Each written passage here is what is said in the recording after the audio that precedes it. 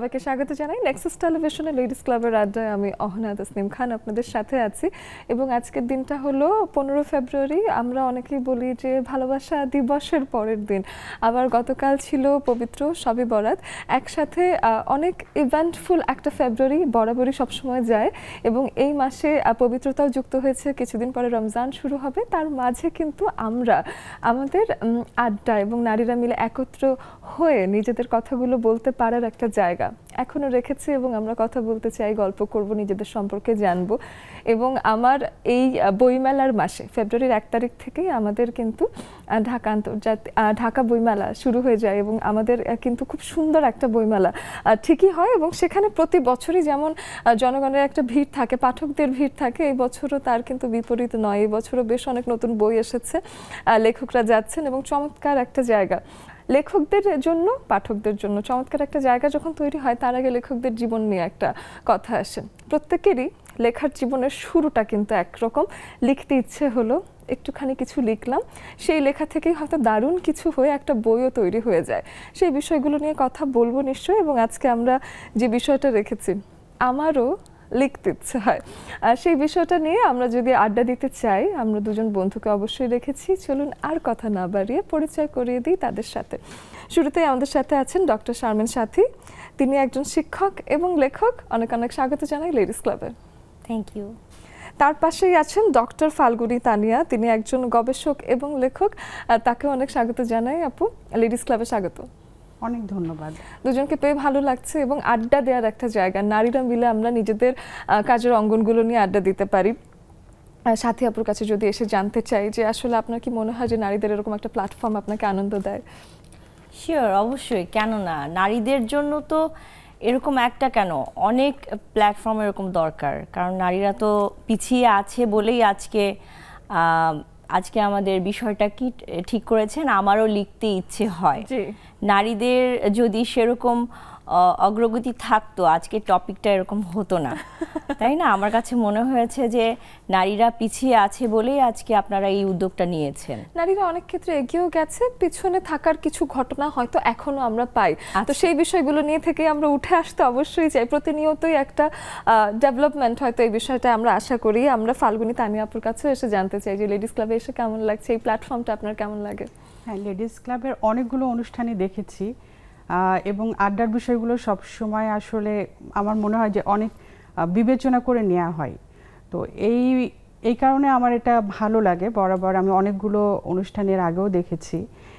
তো এই প্ল্যাটফর্মটা আসলে কি, আমরা আমাদের কথা বলতে পারছি, তো এই জন্যই এরকম একটা জায়গায় আসলে আমাদের আসা এবং কথা বলতে পারাটা সবসময় আনন্দের। বাহ, চমৎকার বলেছেন। এবং দুজনই লেখক, এই একটা বিষয় দুজনের মিল, সাথে আরেকটা মিল দেখতে পাচ্ছি দুজনের শাড়িতে একই রকম মিল থাকার কারণ আমরা বান্ধবী, আমরা বন্ধু, অনেক বছর থেকেই আমরা বন্ধু। কত বছরের বন্ধুত্ব? আমরা ইউনিভার্সিটিতে 2001 জাহাঙ্গীরনগর ইউনিভার্সিটিতে যখন ভর্তি হয়েছি তখন থেকে ওর সাথে আমার বন্ধুত্ব, তখন থেকে ওঠা বসা, আমরা অনেক কিছুই মিলিয়ে পড়ার চেষ্টা করি, একসাথে পড়ার চেষ্টা করি। পেরিয়ে গেছে 24 থেকে 25 বছর হয়ে যাচ্ছে। বাহ, এত লম্বা সময়ের বন্ধুত্ব। গবেষণায় বলা হয়েছে যদি একটা বন্ধুত্ব 10 থেকে 17 বছরের মতো হয়, সেই বন্ধুত্ব নাকি কখনোই ভাঙে না। তাহলে আপনাদেরটা তো প্রমাণিত হয়ে গেল যে কখনোই এই বন্ধুত্ব শেষ হবে না, আশা করি। এবং আমাদেরও এত লম্বাই বন্ধুত্ব কিন্তু আমরা আশা করি, তাই না? তো সেই ক্ষেত্রে আপনারা আছেন আমাদের সাথে। লেডিস ক্লাবের সকল বন্ধুরা আমাদের এই আয়োজন সরাসরি সম্প্রচারিত হতে দেখতে পাচ্ছেন আপনার টেলিভিশনে, অবশ্যই। সাথে সোশ্যাল মিডিয়া প্ল্যাটফর্মগুলো বাদ নেই, আমরা আছি ফেসবুকে নেক্সাস লাইফস্টাইল নামের পেজে, এবং সাথে আছি আমরা আমাদের অফিসিয়াল ইউটিউব চ্যানেলে, যেখানে কিনা আপনারা আমাদের এই আয়োজনটাই লাইভে দেখতে পাচ্ছেন। সেখানে আপনার মন্তব্য করবার সুযোগ আছে, সেই বার্তা সবার কাছে পৌঁছে দেওয়ার জন্য শেয়ার অপশন আছে। শেয়ারের মাধ্যমে আপনাদের বন্ধুদের কাছে লেডিস ক্লাবের এই আড্ডা পৌঁছে দিতে পারেন। ইনস্টাগ্রামে যুক্ত হয়ে যেতে পারেন ছোট ছোট আপডেট পেতে। এবং আমরা আজকে আমারও লিখতে ইচ্ছে হয় এই বিষয়টা নিয়ে কথা বলবো। লেখালেখির এই একটা বলবো যে ইচ্ছে কখন আসলে মাথায় আসলো, মনে হলো না আমিও কিছু লিখতে চাই, সেই শুরুটা কখন সাথী আপুর? আমার শুরুটা আসলে আমার মা লিখতেন। আমার মা ছোটবেলায়, আমার মা শিক্ষক ছিলেন এবং উনি শিক্ষকতার পাশাপাশি কবিতা লিখতেন এবং কবিতা লেখা যে কবিতাগুলো উনি লিখতেন সেগুলো আবার তার চারপাশের মানুষ, আত্মীয় স্বজন সবাইকে পড়ে শোনাতেন। আমিও তখন ছোট ছিলাম, সেগুলো শুনতাম এবং শুনে শুনে আমার ভেতর একটা আকাঙ্ক্ষা তৈরি হয়েছে, বাহ আম্মু এত সুন্দর কবিতা লেখে, তাহলে আমিও নিশ্চয়ই এরকম কিছু একটা লিখতে পারবো। লেখার ইচ্ছা ওখান থেকে একটা শুরু, বাট লেখা হয়নি তখনও লেখা যে নিজে চিন্তা করে লিখবো সেই সুযোগটা হয়নি। কিন্তু সেই সুযোগটা হয়েছে আরও একটু পরে, ক্লাস 8-9-এ যখন আমি পড়ি, তখন দেখা গেছে যে পাঠ্য বইয়ের যে কবিতাগুলো পড়তাম, গল্পগুলো পড়তাম, তখন আমি তার ভেতরে ঢুকে যেতাম। একেবারে কল্পনায় মনে হতো যে এটা হয়তো আমার সাথেই মিলে গেছে, বা আমিও কি এরকম চেষ্টা করলে লিখতে পারবো। তো ওভাবে তখন থেকে একটু একটু কবিতা গল্প লেখা শুরু হয়েছে। তারপরে যখন আমি বিশ্ববিদ্যালয়ে ভর্তি হলাম জাহাঙ্গীরনগরে, তখন আবৃত্তি সংগঠন ধ্বনির সাথে যুক্ত হলাম। তখন আবৃত্তি করতে করতে, কবিতা পাঠ করতে করতে মনে হলো যে ফাঁকে ফাঁকে আমিও 2-4টা লেখা শুরু করে ফেললাম। ওখান থেকে আসলে ওভাবে। তারপর কি পাবলিকেশন হয়েছে? হ্যাঁ, পাবলিকেশন হয়েছে, তারও আরো অনেক পরে। 2014 সালে আমার প্রথম কবিতার বই বের হয়, ভালোবাসা ভর করেছে। বাহ, কি সুন্দর একটা বইয়ের নাম। এরপরে ওটাই লিখেছেন? না, আমার এ পর্যন্ত 6টা পাবলিশড বুক আছে। এর মধ্যে কবিতার বই 3টা আছে, আর গল্পের 2টা, আর প্রবন্ধের 1টা। বাহ, চমৎকার। আমরা এই সবকিছু নিয়ে শুনবো আজকে। ফাল্গুনী, তানিয়া আপুর কাছেও এসে জানতে চাই যে এই লেখালেখির একটা ভূতি বলা যায় মাথার ভিতর কখন এসে বসে পড়লো? লেখালেখির ভূতটা আসলে মাথায় চেপেছিল পড়তে পড়তে, মানে এত বেশি পড়েছিলাম। আমি একেবারে 6ষ্ঠ শ্রেণীতে যখন পড়ি, আমার স্কুল ছিল শহীদ রমিজউদ্দিন। আমাদের আসলে বিনোদনের প্রধান বিষয় ছিল বই, এবং যেহেতু বই কেনাটা, মানে আমরা অত বেশি টাকা পয়সা বই কেনার জন্য তো সম্ভব ছিল না, টিফিনের পয়সা জমিয়ে বই কিনতাম। তখন সেবা প্রকাশনের একটা বই 22 টাকা হলে পাওয়া যেত। তো এই প্রতিদিন 2 টাকা করে টিফিন পেতাম। তো মাস শেষে অন্তত চেষ্টা করতাম যে আমি যদি মানে 10 দিনের টিফিন খরচ বাঁচাতে পারি, একটা সেবা প্রকাশনের বই কিনতে পারবো। তো ওইভাবে আমরা চেষ্টা করতাম যে হ্যাঁ, এভাবে বই পড়তে পড়তে, মানে নিজেদের বইগুলো একজন আরেকজনের সঙ্গে শেয়ার করতাম। তো পড়তে পড়তে মনে হলো যে হ্যাঁ, লেখা তো যাই। এবং প্রথম আসলে লেখাটা শুরু হয়েছিল ডায়েরি লেখা, যে আমার লেখা আমি কি করলাম এটাই আমি আগে লিখে রাখি। তারপরে যখন হ্যাঁ, ওই যেটা প্রথম হয় বাচ্চারা যেটা করে, যে গাছ, ফুল, লতা পাতা, প্রকৃতি, এগুলো নিয়ে কবিতা লেখা, দেশ নিয়ে লেখা, মাকে নিয়ে লেখা, ওরকম কিছু ছোট ছড়া বা কবিতা এরকম কিছু আসলে লিখেছি। ক্লাস 10 পর্যন্ত আসলে এরকমই ছিল লেখালেখিটা, যে আমি মানে এর ভিতরেই সীমাবদ্ধ থাকতাম, যে আমার আত্মজীবনীটা লিখলাম এবং সাথে কিছু ছড়া বা কবিতা যেটা আমার মনে হলো। তো তারপরে আসলে পড়াশোনার তো একটা চাপ থাকেই, ক্লাস 10 থেকে শুরু করে, মানে এরপরে আমাদের তো খুব দ্রুত এসএসসি, এইচএসসি। তো এরপরে যখন বিশ্ববিদ্যালয়ে ভর্তি হলাম, সেটা আসলে আমার আসল জায়গা ছিল, যখন আমার লেখক সত্তাটা, যখন আমার গবেষক সত্তাটা তৈরি হয়েছে। তখন আপনার ভেতরেও খানিকটা ম্যাচুরিটি আসতে শুরু করেছে, লেখাও বেশ ম্যাচিউর, এবং আমি বুঝতে পেরেছি যে আমার আসলে লেখাটা মাথার ভিতরে আছে। এবং এখানে আমি আস্তে আস্তে মানে চেষ্টা করেছি নিজেকে আবিষ্কার, নিজের লেখক সত্তাটা আবিষ্কার করা। এবং তারও কিছু সময় পরে, যেটা ওর ক্ষেত্রে ঘটেছে, আমার ক্ষেত্রেও অনেকটা এরকমই, যে আমরা জাহাঙ্গীরনগরের আবৃত্তি সংগঠন ধ্বনির সঙ্গে যুক্ত হলাম। কবিতার প্রতি প্রচণ্ড রকম ভালোবাসা ছিল, যেহেতু আমি বাংলায় পড়েছি, বাংলাতে পড়াশোনা করেছি। কবিতার প্রতি ভালোবাসা ছিল, কবিতা আবৃত্তি করতে গেলাম, এবং তার সঙ্গে আমরা কিছু খুব গুণী মানুষের সান্নিধ্য পেলাম। তো এই কয়েকজন গুণী মানুষের সান্নিধ্য আমার মানে লেখক সত্তাটাকে প্রতিষ্ঠিত করে দিল আসলে। এবং সেখান থেকে আমার গবেষক সত্তাটারও জন্ম হলো। আমি মানে চিন্তা করলাম যে আসলে কোন পথ, মানে আমি যেহেতু বাংলায় পড়েছি, যে কোনটা আসলে আমার জন্য যথোপযুক্ত হবে। তো সেখানে দেখতে পারলাম যে হ্যাঁ, গবেষণা করলে আমার মাথার ভিতরে, যেহেতু আমি বিজ্ঞানের ছাত্রী ছিলাম, তো ওই যে বিজ্ঞানের যে বিষয়গুলো, অনুসন্ধান, পর্যবেক্ষণ, সিদ্ধান্ত, ফলাফল, সেগুলোই আসলে আমার মাথার ভিতরে কাজ করতো। তো দেখলাম যে বাংলাতে আমি পড়লেও আমার ভিতরে বিজ্ঞানের ওই বিষয়গুলো কাজ করছে, এবং এটা কাজে লাগানো কিভাবে সম্ভব, যদি আমি গবেষণা করি তাহলেই আসলে সম্ভব। তো সেইভাবে আসলে আমি গবেষণার পথে এগিয়ে গিয়েছিলাম।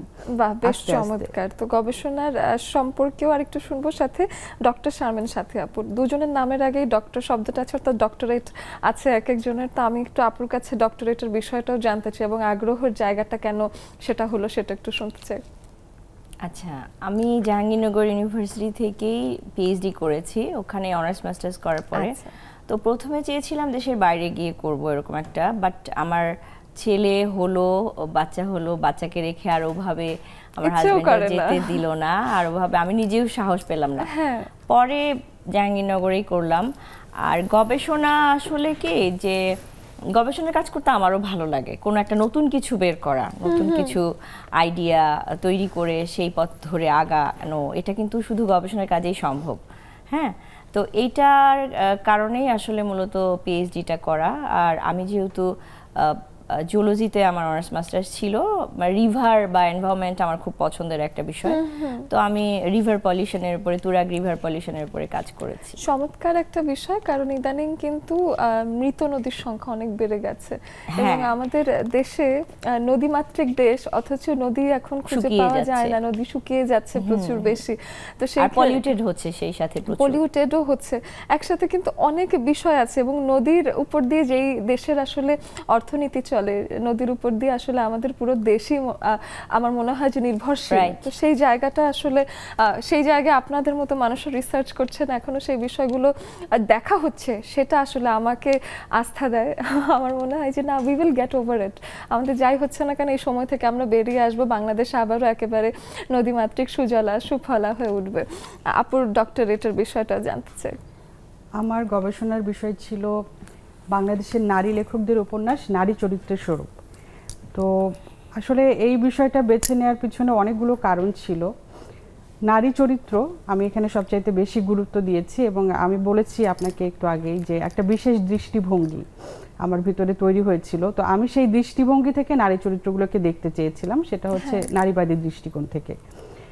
যেহেতু জীবনে প্রচুর বই পড়েছিলাম, সেহেতু আমার কাছে মনে হয়েছে যে হ্যাঁ, পুরুষ লেখকরা কিভাবে নারী চরিত্র দেখছেন, যেটা আমরা সাধারণত দেখি, রবীন্দ্রনাথ যেভাবে একটা নারী চরিত্র আঁকছেন, বঙ্কিমচন্দ্র যেভাবে বা শরৎচন্দ্র সেভাবে। তো আমাদের নারী লেখকরা যখন লিখছেন এবং যারা প্রতিষ্ঠিত হয়েছেন, তাদের সঙ্গে এদের আসলে কি পার্থক্য, সেটা আমি দেখতে চেয়েছিলাম। তো সেই তুলনামূলক একটা মানে গবেষণা করার ইচ্ছা ছিল, সেজন্য আমি বিষয়টা বেছে নিলাম। এবং তারপরে আমি মানে আরও কিছু বিষয় ছিল যে হ্যাঁ, আমি যেহেতু একজন নারী, এবং নারীর কিছু শারীরবৃত্তীয় ব্যাপার আছে। একজন নারী, তার জন্ম, তার শৈশব, মানে একজন নারী আমাদের বাংলাদেশে তার যখন জন্ম হয়, সেটা আসলে খুব আনন্দের একটা বিষয় হয় না অনেক ক্ষেত্রে। তো এই বিষয়গুলো আসলে কেমন হতে হয়, একজন নারী যখন শৈশব থেকে কৈশোর এবং যৌবনে উত্তীর্ণ হচ্ছে, তার যে প্রতিকূলতা, সামাজিক প্রতিকূলতাগুলো, সেগুলো আসলে পুরুষ ঔপন্যাসিকরা কি ততটা দেখাতে পারবে যেটা নারী ঔপন্যাসিকরা দেখাতে পারেন। তার মানে গর্ভধারণের ব্যাপারগুলো, তার মাতৃত্বের ব্যাপারগুলো, এগুলো কি আসলে ঠিক আমাদের পুরুষ লেখকরা বলেছেন, যে অনেকেই বলে যে নারীর মন নাকি শরৎচন্দ্রের মতো কেউই বুঝতে পারে না। তো এই যে আসলে কি আদৌ কি এই বিষয়গুলো আসলে কি তারা ওইরকম ভাবে মানে চিত্রিত করতে পেরেছে? আমার গবেষণার একটা অনেক গবেষণা করলেন নারীদের সাথে মিলে, যে আসলে আমরা যেভাবে দীপাবলিকে চিনলাম, তুলনা করেছি, আবার পুরুষ লেখকদের সঙ্গেও তুলনা করেছি যে কেমন আসলেই মানে ঘটনাটা কি, একই মাতৃত্ব, সেটাকে বিভিন্ন জন বিভিন্ন ক্ষেত্রে কিভাবে আসলে তুলনা করছে, কিভাবে আসলে একটা গল্পের শেষ হচ্ছে। মানে যেমন আমি আপনার কথা শুনে বারবারই ভাবছি যে দীপাবলির কথাই হয়তো বারবার আমার চোখের সামনে ভাসছে, যে সেখানে দীপাবলির জন্মের পর থেকে তার জীবনের নানান স্টেজ আমরা দেখলাম, কিন্তু আসলেই তার ওরকমই বোধ হয়েছে নাকি নারী জীবন আসলে ভিন্ন রকমও লাগতে পারে, সেই বিষয়টা আপনার রিসার্চে হয়তো উঠে এসেছে। যে সমরেশ মজুমদার অনেক পরিপক্ক একজন লেখক, সেটা ঠিক, সেটা মানে অবশ্যই আমার গবেষণার মধ্যেও ওনার কয়েকটা উপন্যাস আছে, আপনি যে বললেন সাতকাউন আছে, গর্ভধারিণী আছে। তো এই যে আমি তুলনাগুলো মানে কোনো রকম কোনো প্রতিবন্ধকতা রেখেনি, একেবারে দেশি আমাদের প্রতিবেশী এবং একেবারে আন্তর্জাতিক পরিমণ্ডলে যারা আছেন সবার লেখায় আমি আলোচনায় নিয়ে এসেছি। বাহ, চমৎকার। আমরা সেই বিষয়ে আসবো, আবার একটা বিরতি নিয়ে চলে আসবো, আবার গল্প করব। দর্শক বন্ধুরা যারাই আমাদেরকে দেখছেন লেডিস ক্লাবে আছেন, আমাদের বান্ধবীরা সবাই চলে আসবেন জুমের আড্ডায়। আমরা এই পর্যায়ে নিয়ে নিচ্ছি ছোট্ট একটা বিরতি, ফিরে এসে অবশ্যই অনেক আড্ডা হবে, সাথেই থাকুন।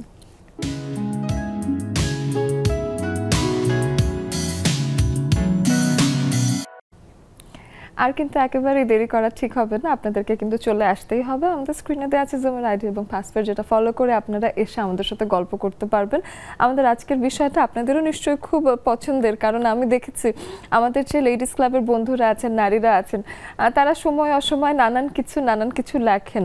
আমি অনেক বড় সময় হয়তো আপনাদেরকে দিতে পারবো না, তবে আপনাদের লেখা কিছু একটা 2-3 লাইন, ছোট 3-4 লাইন যদি আপনি আমাদেরকে শোনাতে চান, আপনারাও এসে আমাদেরকে শোনাতেই পারেন, নিজেদের কথাগুলো জানাতে পারেন, মাঝে মাঝে লেখেন কিনা সেগুলো সবকিছু নিয়ে শুনবো। তবে একজন সত্যিকার লেখক আমাদের কাছে আছেন, যিনি একজন পাবলিশড রাইটার এবং তার নিজস্ব অনেকগুলো লেখা আছে। তার ভিতর থেকে কিছু শুনতে পারি কিনা ডক্টর সাথী আপু? ঠিক আছে, আমার একদম শেষ যে কবিতার বইটা বেরিয়েছে সেখানে একটা কবিতা পড়ছি সেখান থেকে। বইটা সাথে নেই, স্ক্রিন থেকে পড়ছি। হ্যাঁ, কবিতার নাম ভেবেছিলাম তুমিই পারবে। জানো তো, মানুষের তন্ত্রে মন্ত্রে ওই একই লোকগাথা, শোকগাথা, জীবন আর মরণ। কোনো কিছুতে অভ্যস্ত হতে নেই। অভ্যস্ত হয়ে গেলে তুমি আর সীমানা পেরুতে পারবে না। যেমন আমি, আমার শেকড় বৃদ্ধাঙ্গুলি থেকে বেরিয়ে চলে গেছে পৃথিবীর কেন্দ্রে। যতই মহাকাশের আলপথ ধরে হাঁটতে চাই, কেন্দ্র থেকে বেরুতে পারি না। একবার যদি নিশানা ভুল হয়ে যায়, কমে যায় বিশ্বাসের গতি। মহাকালের হাত ধরে চলবে বলে পণ করে কেন থেমে গেলে? ভেবেছিলাম তুমিই পারবে আমাকে মহাজাগতিক করতে, অথচ তুমি নিজেকে লুকিয়ে রাখার স্বভাব রপ্ত করায় ব্যস্ত হয়ে নতুন এক শোকগাথা তৈরি করছো। বাহ, কি চমৎকার। আমার বেশ ভালো লাগে যারা লিখতে পারে। আপনারা দুজনেই যেমন লিখতে পারেন, আমার বেশ একটু হিংসাও বোধ হয় যে যারা লিখতে পারেন তাদের ব্রেন অনেক কালারফুল, অনেক বৈচিত্র্যময়।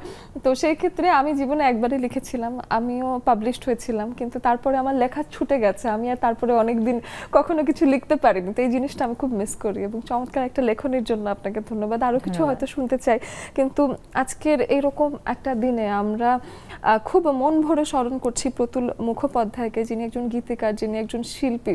আপনারা তার অনেক কাজ দেখেছেন আর শুনেছেন অবশ্যই, কিন্তু আমি বাংলায় গান গাই, আমি বাংলার গান গাই, এই যে গানটা, এই গানটাই পরবর্তী সময়ে শিল্পী বাবু গেয়েছেন, কিন্তু তার আগে এই গানটা যখন তিনি লিখেছেন এবং গানটা করেছেন, গানটা কিন্তু একেবারে সারা জীবনের জন্য আমাদের মনের ভেতর গেঁথে গেছে, এমন একটি শিল্প ছিল।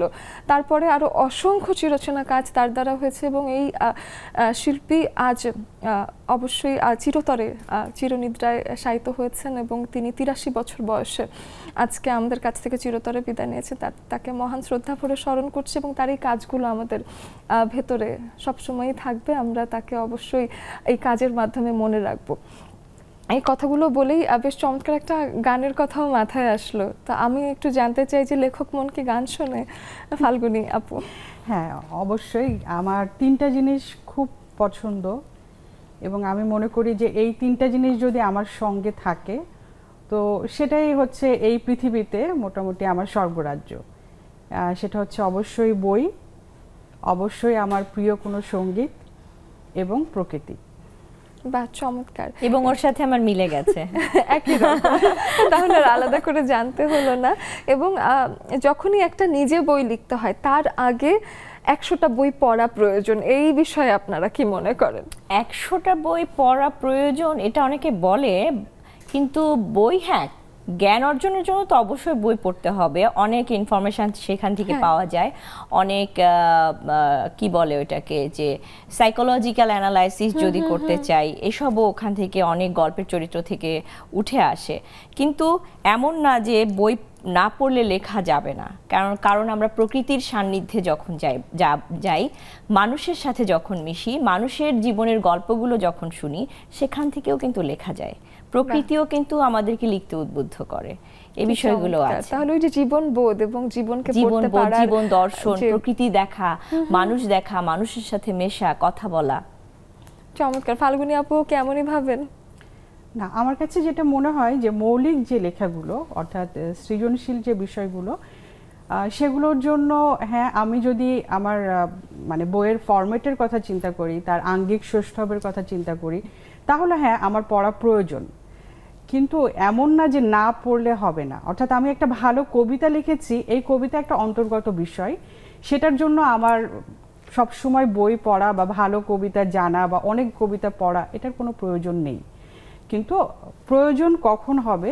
যখন আমি নিরীক্ষাধর্মী লেখা লিখব এবং যখন আমি গবেষণা করব, তখন আসলে এই বিষয়গুলো অবশ্যই প্রয়োজন যে হ্যাঁ আমাকে প্রচুর পরিমাণে পড়তে হবে। আমি যখন একটা প্রবন্ধ লেখার চিন্তা করি, সেটা যদি খুব ছোটও হয়, তো আমাকে কমপক্ষে 7 দিন ওটার উপরে অনেক পড়াশুনো করতে হয়। তারপরে আমার মাথার ভিতরে ওটা যে সেট হবে এমন না। অর্থাৎ আমি কিভাবে লিখতে চাচ্ছি, কি বলতে চাচ্ছি, আমার ফলাফলটা কি, সেরকম কিন্তু সবসময় সেট হয় না। এমনও অনেক লেখা আছে যে হ্যাঁ 15 বা 20 দিন আমাকে ক্রমাগত পড়তে হচ্ছে। তো এটা আসলে কি মৌলিক লেখার ক্ষেত্রে সবসময় গুরুত্বপূর্ণ না যে আমাকে প্রস্তুতি নিতে হবে, কিন্তু গবেষণার ক্ষেত্রে যদি আমি নিরীক্ষাধর্মী লেখা লিখি সেক্ষেত্রে অবশ্যই এটা প্রয়োজন। যেমন আমি একটা গল্প লিখেছিলাম যেখানে একটা লাইন, প্রতিটা প্যারার প্রথম লাইন ছিল ওটা, ঠিক আছে? তো এই যে আমি চিন্তা করেছি যে হ্যাঁ প্রতিটা প্যারার প্রথম লাইন এই লাইনটাই হতে হবে, তো এটা কিন্তু একটা নিরীক্ষাধর্মী লেখা, সেখানে আমাকে বহু ভাবনা চিন্তা করতে হয়েছে।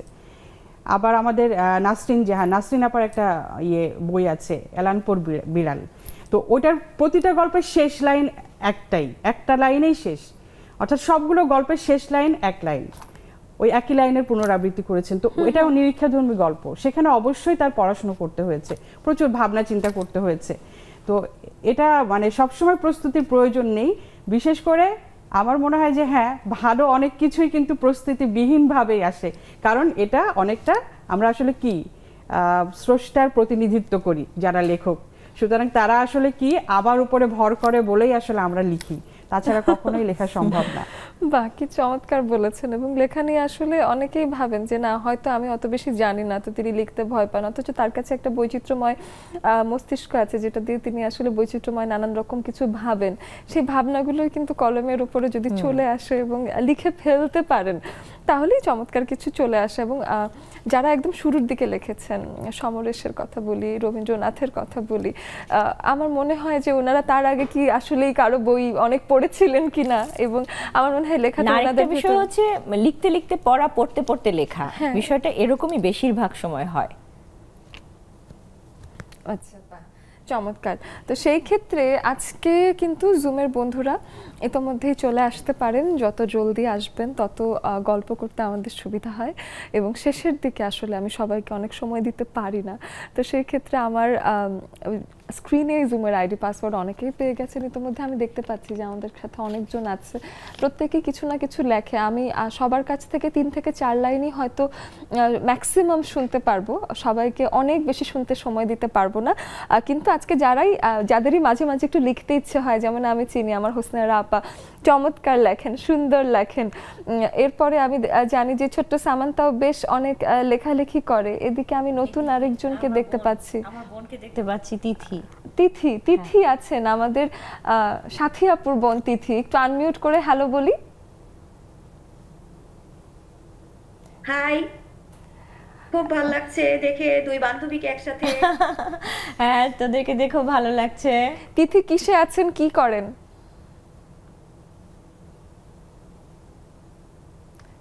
তিথি কিসে আছেন? তিথি কি করেন? জি খুব ভালো লাগছে রানী আপুকে দেখে, আর আপিকে দেখে খুব ভালো লাগছে। আপনার সম্পর্কে একটু শুনি তিথির কাছে, তিথির সম্পর্কে একটু শুনি। তিথি কি আমাকে শুনতে পাচ্ছেন? ওদের শুনতে পাচ্ছি। তিথিকে অনেক ধন্যবাদ। আমরা এই পর্যায়ে একটু হলো আপুর কাছে আসি, সুরমা আপুর কাছে আসি। আপু বেশ হলো গান করেন, আমি জানি যে খুব সুন্দর করে গান করার একটা চেষ্টা আপনার চলছে, লেখালেখি করা হয়, আপনারও কি মাঝে মাঝে লিখতে ইচ্ছে করে কিনা? আপু আমি প্রায় সময় একটু লেখালেখি করি রাতের বেলা। রাতের 11টার পরে একটু ফ্রি হই আমি। ওই সময় আমার একটা নিজস্ব একটা সময় থাকে। তো ওই সময় দেখা গেছে যে আমি মানে লিখতে না চাইলেও আহ, মোবাইল হাতে নিলেই আমার নোটবুকে কিছু ভাবনা চলে আসে। আর যত রাত গভীর হয় 11টা 12টা এমনকি 1টা পর্যন্ত আমি অনেক সময় লেখালেখি করি। লেখালেখি একবার মাথায় তো চেপে বসলে আসলে আর ঘুম আসে না। লেখালেখি করার জন্য আপু বই পড়তে হয় না। আমাদের বাস্তব জীবনের অনেক কিছুই আমাদের পারিপার্শ্বিক যে ঘটনাগুলা ওগুলিকে অবলম্বন করে অনেক লেখাই লেখা যায়। তো আমরা সবাই একটু চেষ্টা করলে এরকম লিখতে পারি। তবে আমার সবচেয়ে বেশি ভালো লাগে আমার ফ্রেন্ড লিস্টে যারা আছেন অনেকেই আমার কবিতাগুলো পড়েন, এবং ওনারা এমন কিছু লোকজন আছেন যে ওনারা জি। কখনোই লিখতেন না। আমার এগুলি লেখা দেখে এখন উৎসাহিত হয়ে ওনারাও লিখছেন। আমি আমি খুব গর্ববোধ করি আমি এমন কয়েকজন মানুষকে কবি বানাতে পেরেছি। খুব সুন্দর সুন্দর কবিতা লিখেন ওনারা, আমার থেকেও ভালো লিখেন। আমি এই জন্য খুব গর্ববোধ করি। অনেক অনেক ওনারা ধন্যবাদ কখনোই শুভা আগে আপু। লিখতেন না। বা চমৎকার চমৎকার ধন্যবাদ। বলেছেন। আমরা কোনো একদিন আপনার লেখাও শুনতে চাই অবশ্যই। আজকে হয়তো আপনার সাথে এই বিষয়টা নিয়ে শুনলাম, এর পরের দিন আরেকদিন আপনার কাছে লেখাটা নিয়ে শুনবো, এরপরে হুসনারা আপুর কাছেও 2-4 লাইন শুনবো। নাহিদা নীলি আপু আছেন, তারপরে আমাদের সামান্তা যুক্ত হয়ে আছে। আরও বন্ধুরা যারা চলে আসতে চান এখনই সময় আসতে হবে। শেষের দিকে হয়তো সবার কাছ থেকে আমি শুনতে নাও পারতে পারি, সেই ক্ষেত্রে এখনই যুক্ত হয়ে যাবার সময়। নিয়ে নিচ্ছি এ পর্যায়ে ছোট্ট একটা বিরতি।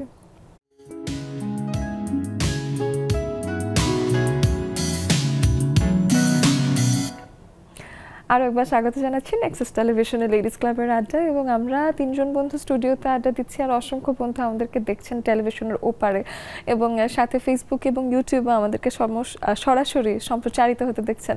আর সাথে আমাদের বন্ধুরা যারা জুমের মাধ্যমে যুক্ত হয়েছেন, কিছু কিছু বন্ধু প্রতিদিনই থাকেন, মাঝে মাঝে নতুন বন্ধুরাও যুক্ত হয়ে যান। সকল নারী বন্ধুকে বলবো আপনারা চেষ্টা করবেন আমাদের সাথে জুমের আড্ডায় যুক্ত হতে, নিজেদের সম্পর্কে আমাদেরকে জানাতে, যাতে আমাদের লেডিস ক্লাবের এই পরিবার প্রতিদিনই আরও অনেক বড় হয়ে যায় এবং আমাদের কমিউনিটি আরও বেশি শক্তিশালী হয়ে ওঠে।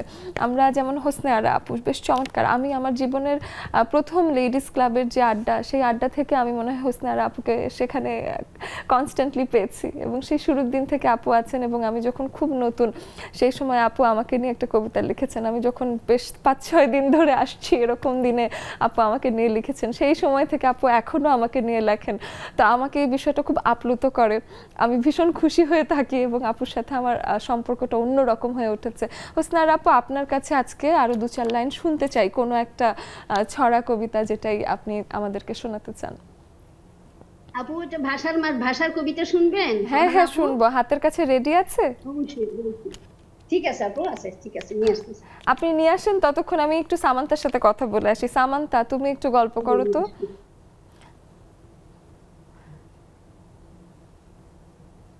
আপু কি বলবো আমি? এই যে তোমার যে মাঝে মাঝে লিখতে ইচ্ছে করে, কিসে অনুপ্রেরণা পাও, কি থেকে তুমি লেখো? আমি বলি আপু, লেখাটা তো সবাই লিখতে পারে, প্রিয় মানুষদেরকে নিয়ে সবাই শব্দ দিয়ে সবাই লিখতে পারে। হয়তো বা কারেক্টটা খুব সুন্দর হয়, কারেক্টটা হয় না, কিন্তু প্রত্যেকেই লিখতে পারে। ফেসবুকে পোস্ট কিন্তু প্রত্যেকে দেয়, সেই অনুযায়ী সবাই লিখতে পারে। কারেক্টটা হয়তো বা পড়ার যোগ্য হয়, কারেক্টটা হয়তো বা হয় না, কিন্তু আমি বলি প্রত্যেকটা লেখার একটা মূল আকর্ষণ হচ্ছে শিরোনাম। তুমি যদি শিরোনাম সুন্দর করে লিখতে পারো, সেই লেখাটা মানুষের মন ছুঁয়ে যাবে। শিরোনামটা সুন্দর করে দিতে হবে, যেকোনোই লেখো না কেন শিরোনামটা সুন্দর করে, শিরোনাম ভালো হতে হবে, তাই না? কিছু কিছু লেখা হচ্ছে বাস্তব বা প্রকৃতি নিয়ে, কিন্তু বই পড়তে হবে। বই না পড়লে তুমি জানতে পারবে না যে কোথায় কোন শব্দ ইউজ করতে। আমি তো বই পড়ার এই অভ্যেসটাকে আসলে খুবই জানাতে চাই, যে সবাইকে সাধুবাদ, যে সবাই যাতে বই বেশি বেশি করে পড়ে। সামান্তাও ভীষণ বই পড়ে, বই ভালোবাসে। সামান্তাকে অনেক বই কিনে দেবো, সামান্তার জন্মদিন গেছে, বইমেলার মাস চলছে, তোমাকে আমি অবশ্যই বই কিনে দেবো। এবার হোসনেয়ারা আপুর কাছে লেখাটা শুনি।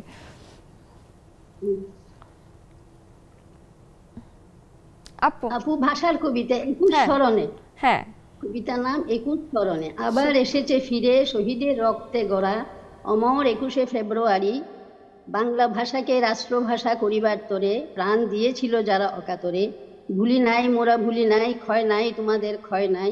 প্রতিটি বছরের এই দিন তোমায় গভীর শ্রদ্ধা বরে সরি, অমর 21শে ফেব্রুয়ারি। আজও মুছে যায়নি হায় দুঃখিনী মায়ের ব্যথা রাখি জল, আজও সুখাতোর বাবার বুক ফাটা ক্রন্দন, কাঁপায় ধরণী তল। তবু তুমি 21, তুমি মায়ের মুখের ভাষা, তুমি বাংলার অহংকার, এসো তোমায় সাদরে করি বরণ। সবশেষে বলতে চাই মোদের গৌরব মোদের আশা আমরি বাংলা ভাষা। বাহ, কি চমৎকার ভাষার মাসে আসলে এই লাইনটা শুনলেও অনেক ভালো লাগে আসলে, আমরই বাংলা ভাষা। বাকি সবার সাথেই আসবো কথা বলতে, কিন্তু আমাদের সাথে তো দুজন লেখক আছেন, এর মধ্যে ফাল্গুনী তানিয়া আপু বেশ সুন্দর লেখালেখি করেন। তো আমি একটু আপনার লেখায় 2-4 লাইন কোথাও থেকে শুনতে চাই, আমি পাশে একটা বইও দেখতে পাচ্ছি। আচ্ছা, আসলে এইবার মেলাতে আমার প্রথম শিশুতোষ গল্পের বই বের হয়েছে, দুটো বই, হারিয়ে গেল বানর ছানার মা আর তুমি সবার সেরা, দুটো বই বের হয়েছে। খুব সুন্দর হয়েছে কিন্তু কভারও।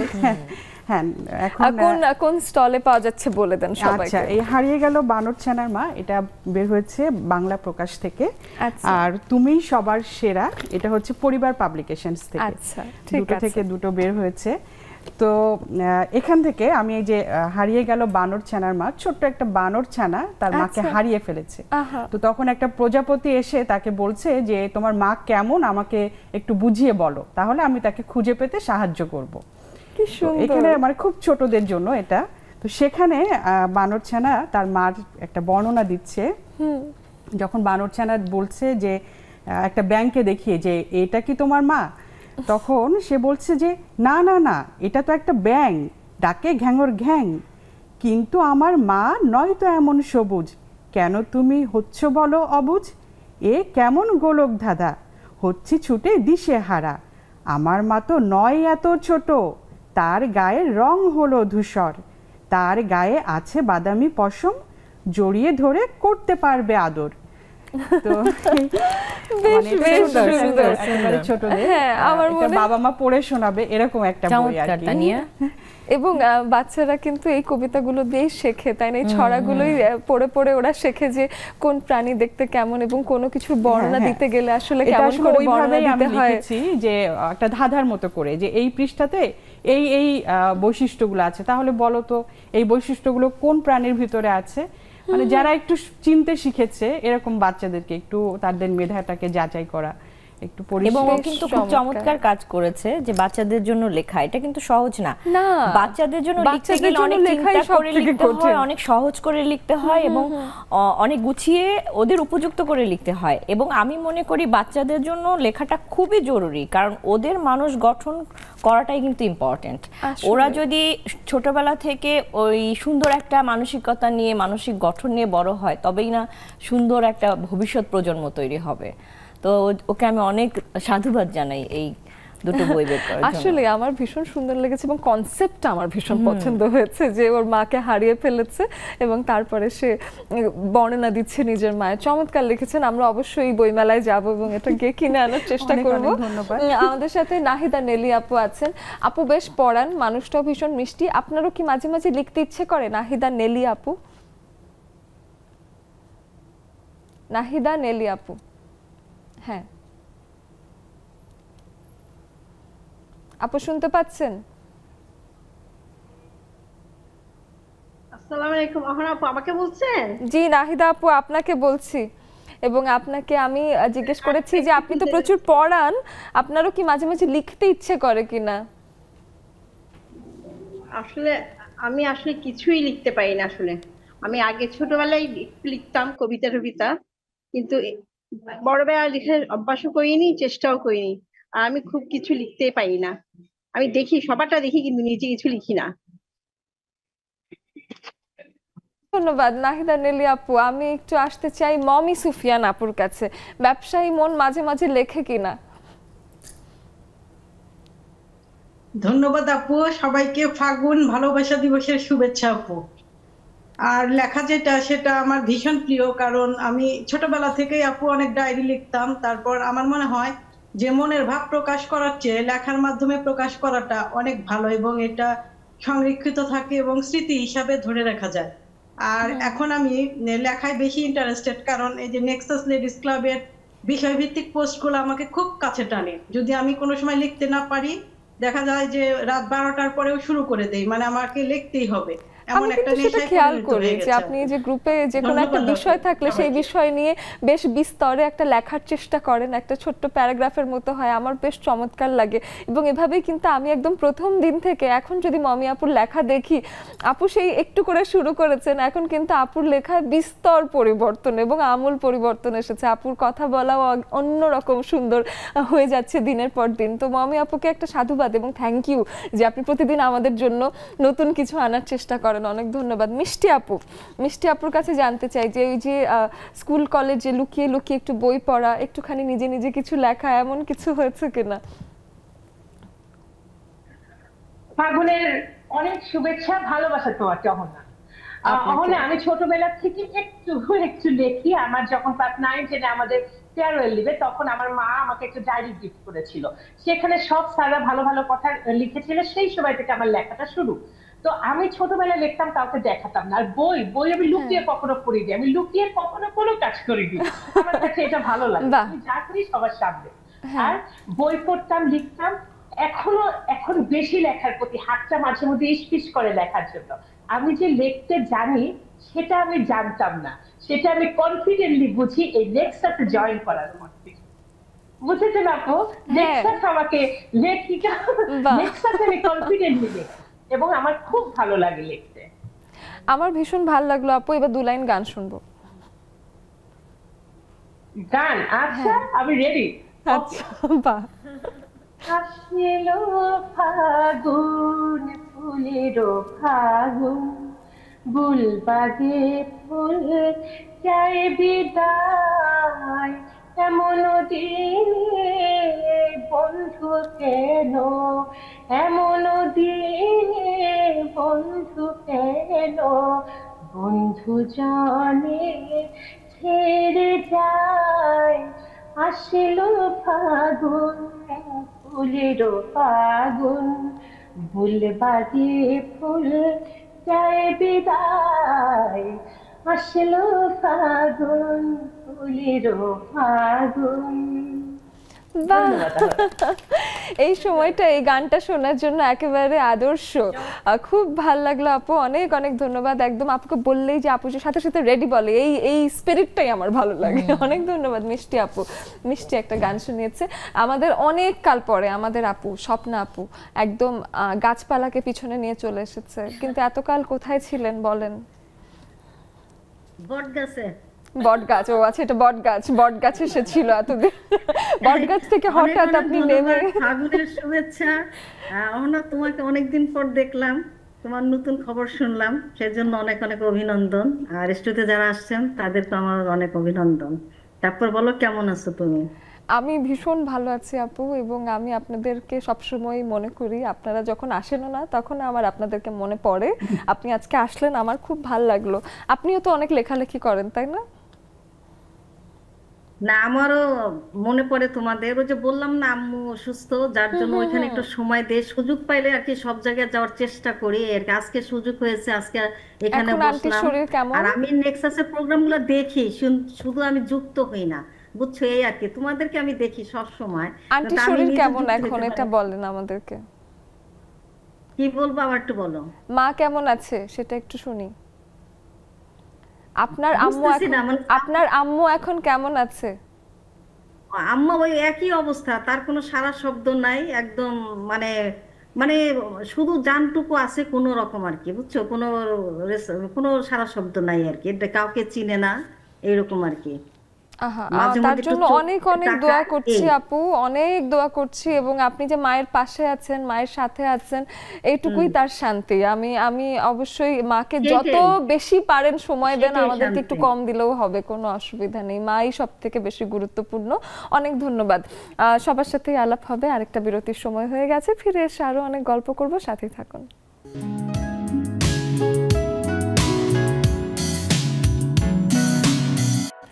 একেবারে শেষ সময় চলে এসেছি, এবং সবার সাথেই এই যে শেষ দিকের একটা আড্ডা, সেই দিকেই আসলে এগোতে চাই। সাথে জানতে চাই সাথী আপুর কাছে যে লেখালেখির জন্য আপনার কাছে কি মনে হয় সব থেকে আদর্শ সময় কোনটা? মানে আপনি কখন লিখতে বসেন? লেখালেখির জন্য আসলে নির্দিষ্ট করে মেয়েরা সময় খুঁজে পায় না, এটা কিন্তু মেয়েদের জন্য আসলেই, কারণ মেয়েদের কাজের কোনো হিসাব নিকাশ নাই। মানে আজকে দেখা যাচ্ছে ভোর থেকে শুরু হয় কাজ, রাতে একেবারে 12টা পর্যন্ত কাজ, এলোমেলো বিক্ষিপ্ত, কোনো সিস্টেম না। ছেলেদের যেমন একটা সিস্টেম যে সকালে উঠে সে ব্রেকফাস্ট রেডি আছে, খেয়ে চলে যাবে অফিসে, আবার এসে সে চাইলে পেপারটা নিয়ে বসে অথবা অন্য কিছু টিভি দেখে, অন্য কিছু পড়ার সময় পায়। মেয়েদের হিসাবে কিন্তু দেখা যায় যে ওই সারাদিন সংসারের কাজ করো, চাকরি করলেও তাকে সংসারের কাজ করতে হবে, সংসারটা ওটা কনস্ট্যান্ট, ওটা থেকে কোনো বিরতির সুযোগ নাই। তার মধ্য থেকেই যদি মেয়েরা লিখতে চায়, তার একেবারে প্রবল ইচ্ছা শক্তি থাকলেই একমাত্র লিখতে পারবে, এছাড়া আর কোনো ওয়ে নাই আমার কাছে মনে হয়। তো আমি যেটা মনে করি, ওই যে দিনের শুরুতে ভোরবেলা অথবা রাতে ঘুমোতে যাওয়ার আগে, এই দুটো সময় ছাড়া লেখার আসলে কোনো সময় আমি খুঁজে পাই না। এখন আমার বন্ধু ফাল্গুনী তা নিয়ে এই ব্যাপারে কি বলে সেটা একটু শুনি। লেখার কোনো সময় মানে কি বলবো, এগুলো আসলে তৈরি করে নেয়া, ঠিক আছে, একেবারেই মানে খুব আগ্রহ থেকে।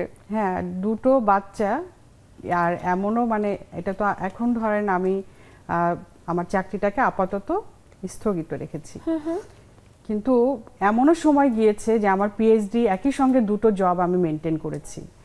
তো এটা যে কতটা কঠিন যে এই লেখা, এবং বিশেষ করে আমার পথটা তো খুবই কঠিন, কারণ আমি মূলত একজন গবেষক।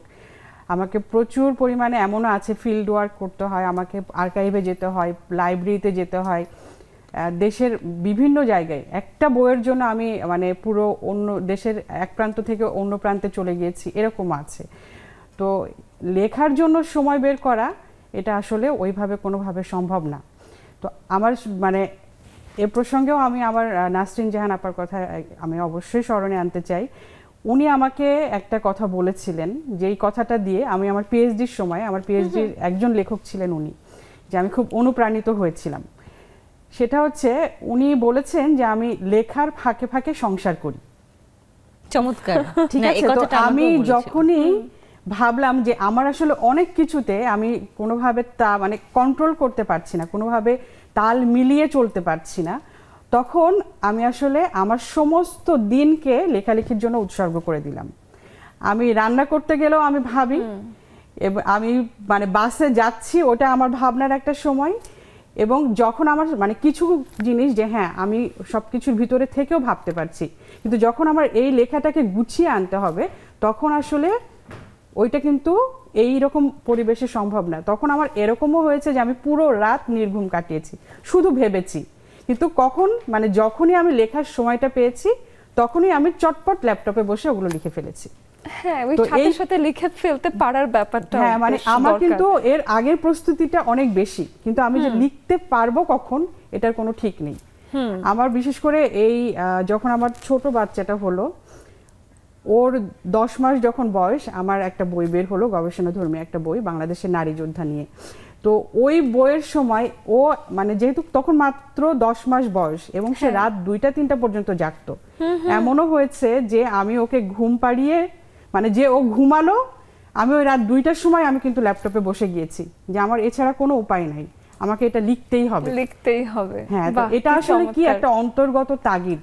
এইভাবে কিন্তু বড় বড় কবিরাও কিন্তু শয্যাশায়ী অবস্থায় লিখেছেন, লেখকরা লিখেছেন শয্যাশায়ী অবস্থায়। কাজী নজরুল ইসলাম শেষ থেকে উনি ওনার কথা বলার ক্ষমতা হারিয়েছিলেন, তখন উনি লিখতেন, আমি শুনেছি। আমরা এই দিকটা একটু আসি এবং সেই জায়গাটা আমরা একটু জুমে এসে দেখি যে আমাদের সাথে নার্গিস আপু আছেন। নার্গিস আপু, আমি ফারহানা নার্গিস আপু, হ্যাঁ ওই যে আমি কোনায় খুঁজছি, আমি ভাবছি আমি তাকাচ্ছি কিন্তু নার্গিস আপু কোথায়, এখন পেলাম খুঁজে। নার্গিস আপু, আপনি তো হলো বেশ একটু লেখালেখিও করেন, দেখা যায় যে ঘরকন্না করে লেখালেখির সময়টা যখন পান তখন আসলে কি নিয়ে লিখতে ইচ্ছে করে, মাথায় কি কি আসে? আসলে প্রশ্নটা আমি কেটে কেটে আসতে স্পষ্ট বুঝি নাই, তারপরেও বলি নিজের মতন করি যে হ্যাঁ, লিখতে তো আমার খুব পছন্দ, ভালো লাগে। ইনস্ট্যান্ট লিখতে আমার বেশি ভালো লাগে, কারণ কি সারাদিনে কাজকর্ম করে ওইভাবে বসে আয়েস করে যে লিখবো, ওই টাইমটা মনে হয় আমি আর পাই না। তাই যখন যেটা টপিকস মনে হয় বা যেটা সামনে আসে আমার কাছে, যেমন নেক্সট আসে, যখন মাঝে মাঝে আমি বসি, মাঝে মাঝে আমি খাতা কলম হাতের কাছে পেলেই আমি কিন্তু লেখা শুরু করে দিই, স্টার্ট হয়ে যায় আমার, যা মনে আসে করি, আপনাদেরকে বিরক্ত করি, পড়ি, এটাই আর কি। কিন্তু কাউকে যদি মনে করি যে আমি যেটা ভাষা বলতে পারতেছি না, আমার খুব কষ্ট হচ্ছে, তখন আমার মনে হয় যে লেখার স্বাচ্ছন্দ্যটা একটা আছে, যে আমি সুন্দর করে কিছু ওয়ার্ড আমি দিলাম, তাকে বললাম, তাকে লিখে দিলাম, তার মধ্যে থেকে আমার ভালোবাসাটাও ঠিক থাকলো, তারপরে আবার আমার কথাটা বলাও হলো। তাকে বলার মাধ্যমটা কিন্তু এখন আমরা স্পষ্টবাদী হয়ে গেছি। আমরা যাই আমাদের অল্প সময়ে অল্প একটু লিখে যাতে মানুষকে বুঝাই, বলা কিন্তু হয় না অনেক। চেষ্টা আসলে চালিয়ে যেতে হবে, নিজের লেখার ইচ্ছেটা প্রবল থাকতে হবে। অনেক ধন্যবাদ। এবং আমরা একেবারে শেষ দিকে এগোচ্ছি। দুজন একদম আলোকিত নারী আমাদের কাছে এসে নিজেদের জীবনের কিছু অংশ আমাদের সাথে ভাগাভাগি করলেন। দুজনকে অসংখ্য ধন্যবাদ জানাতে চাই। আপনাকেও অনেক ধন্যবাদ। অনেক অনেক অনেক ধন্যবাদ। আমরা এভাবেই লেডিস ক্লাবে নারীদের জীবনটাকে জানার চেষ্টা করি এবং এক একজন হাজার প্রতিকূলতার পরেও নিজের যে সত্যিকার সত্তা আছেন, যা তিনি নিজে ভেতর থেকে অনুভব করেন নিজের সম্পর্কে, সেই জীবনটাকে কিভাবে টিকিয়ে রেখেছেন সেই সাহসটুকুই আপনাকে দেওয়ার চেষ্টা করি। মাঝে মাঝে লিখতে ইচ্ছে করলে লিখে ফেলবেন। আমাদের লেডিস ক্লাবের গ্রুপ আছে নেক্সাস লেডিস ক্লাব, সেখানেও লেখালেখির সুন্দর একটা প্ল্যাটফর্ম তৈরি করে দেওয়া। আপনার সেখানেও লিখতে থাকবেন যাতে সেখান থেকে লেখাগুলো নিয়েও একদিন একটা বই লেখা হয়েও যেতে পারে, সেই আশাই করতে চাই সবার জন্য। এবং আজকের মতো এখানেই বিদায় নিচ্ছি। আল্লাহ হাফেজ।